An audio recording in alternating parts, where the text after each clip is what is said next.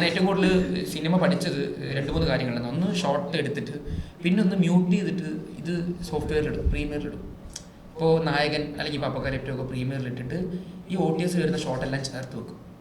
അതിപ്പോൾ ഒരു സീൻ എടുത്ത് പ്രീമിയറിലെടുത്ത് വെച്ചിട്ട് എത്ര ഷോർട്ട് ഡിവിഷനിലൂടെയാണ് ഈ സീൻ പറഞ്ഞിരിക്കുന്നത് അറിയാനായിട്ട്.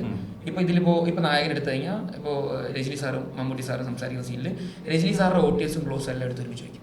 മമ്മൂട്ടി സാറിൻ്റെ എല്ലാം എടുത്ത് ഒരുമിച്ച് വയ്ക്കുമ്പോൾ എത്ര ഒരു ഫുൾ ഷോട്ട് കാണാൻ പറ്റും. രജനി സാറിൻ്റെ ഫുൾ ലെങ്ത് പെർഫോമൻസ് ഒരു ഷോർട്ടായിട്ട് നമുക്ക് കിട്ടും. ഇങ്ങനെ മ്യൂട്ട് ചെയ്തിട്ട് സോഫ്റ്റ്വെയറിലിട്ട് ഓരോ സിനിമയും കട്ട് ചെയ്യുക. ഇതിനടുത്തൊരു ഞാൻ ചെയ്തൊരു പരിപാടി എന്താ വെച്ച് കഴിഞ്ഞാൽ, ഈ പുതിയ ഇപ്പോൾ ഈ കൈദി മാനകരം ഇതിൻ്റെയൊക്കെ 1 ലൈൻ ഞാൻ ചുമ്മാ ഇരുന്നെടുക്കും. ഈ 65 സീൻ്റെയും 1 ഒരു സീൻ 1 എന്താ പറഞ്ഞ്, 2 എന്താ പറഞ്ഞ്, 10ാമത്തെ സീനിൽ നിന്ന് 8ാമത്തെ സീനിലേക്ക് എന്താ പറഞ്ഞിരിക്കുന്നത്. ഞാൻ ഇപ്പോഴും വിശ്വസിക്കുന്നത് നമുക്ക് അവിടെ ഇരുന്ന് സിനിമ പഠിക്കാൻ പറ്റും.